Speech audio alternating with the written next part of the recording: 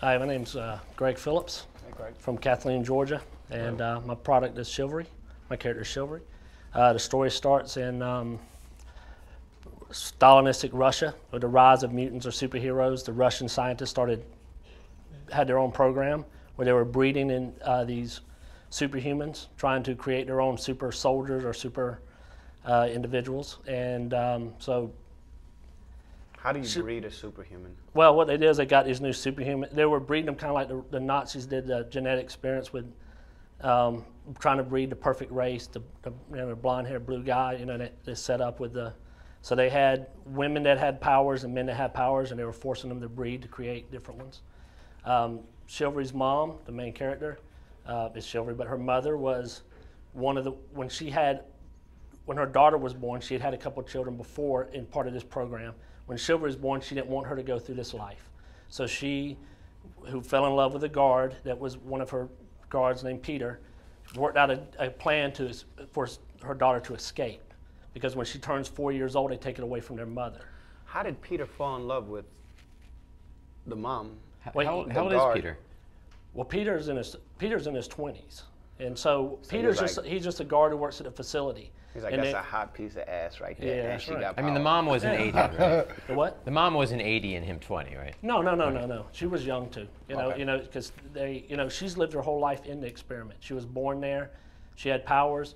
When her daughter was born, she didn't want her daughter to go through the same thing that she goes through. What time period does this take place in?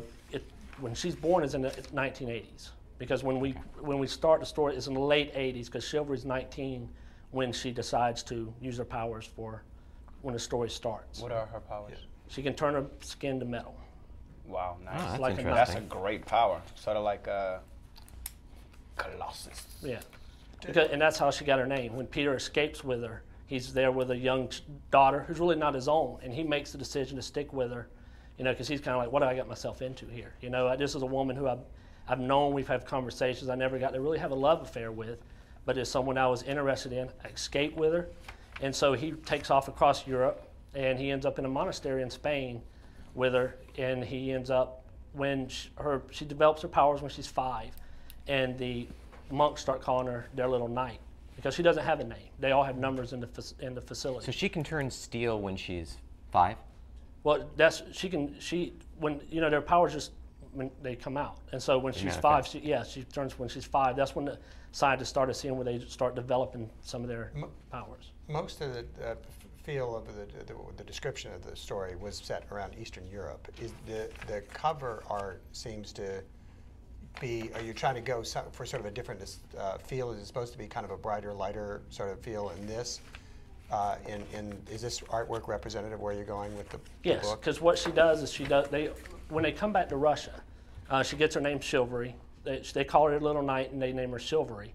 When she comes back to Russia, they do an orphanage. That's the thing she does is when she's not out fighting or doing, she comes back to Russia to find out what happened to her mom, where's this project and what's going on.